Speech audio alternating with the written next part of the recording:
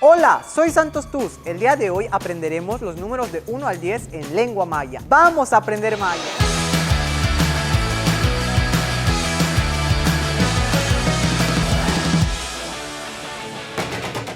Números.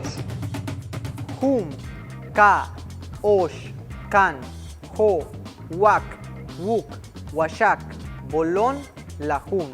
Una vez más.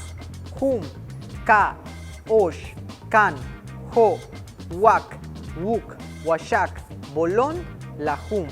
Es importante recordar que estos números son los ordinarios sin clasificador numeral, ya que un clasificador numeral en lengua maya nos sirve para contar objetos, plantas, seres vivos. Sin embargo, las veremos más adelante en las siguientes cápsulas. Recuerda seguirnos en las páginas oficiales de Tele Yucatán para seguir viendo las cápsulas. Bueno, cuídate.